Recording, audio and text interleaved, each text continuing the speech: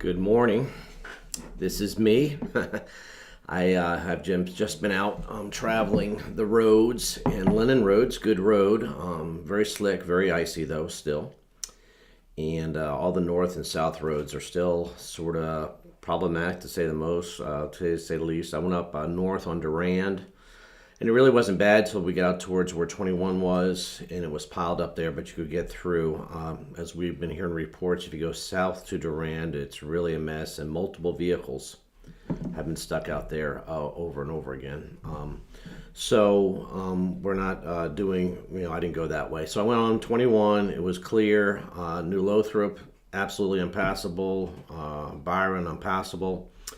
M13, if you go south on M13, you have to drive in the northbound lane, half your vehicle for a good ways, just in our little part. I did go into Aunt Deb's neighborhood, which is north of M21, and as I turned into her neighborhood, there was a car stuck in a snowdrift there, right at the beginning of it. So I had to back out onto M21 and run around the other way, and I wanted to go in there again, so I went in there again. I passed her road, probably shouldn't have done that, and I kept going, and this was an east-west road, and I got stuck. I hate traction control. If I could always remember to shut that off when it snows. Anyways, I dug out a little bit, and I eventually got out. But it's just not worth having. Somebody getting stuck and getting in a bad situation. It's just not worth it. I know we have some local people here, and we could do a small service, but I just don't not feel led to do that. Stay home, stay with your family, stay warm. My children sleeping.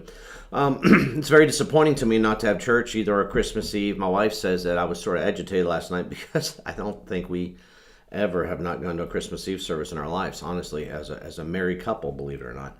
I usually would go anywhere I could to find a Christmas Eve service because it's always been special to me. So we didn't do that, and we won't have it here Sunday morning. We honestly had, we worked hard. I just want to let you know, Elizabeth and I rewired a whole panel box so we could have the worship service on our generator side and be able to do a full worship service if the power went out with heat. All that stuff was set up just in case that happened with the wind.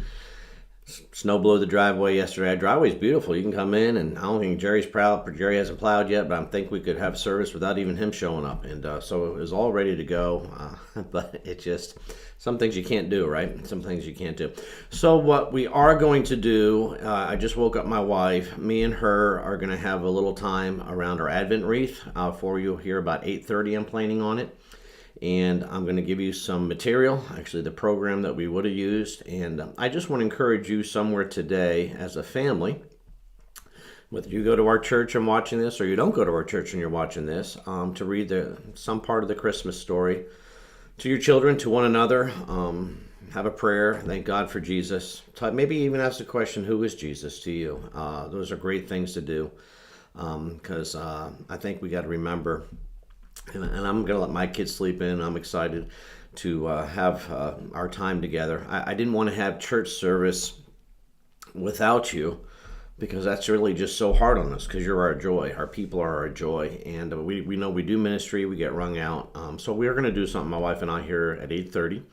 And I hope to see you watching then. We may have the feed open where we can dialogue a little bit with you. So, thank you for being you, and we wish you a Merry Christmas and hope you have an awesome day with your family, but also an awesome day with Jesus. And for many of you, I hope to see you here at 8:30. And again, this is a notification. I'll post it on various things here throughout the day. God bless you.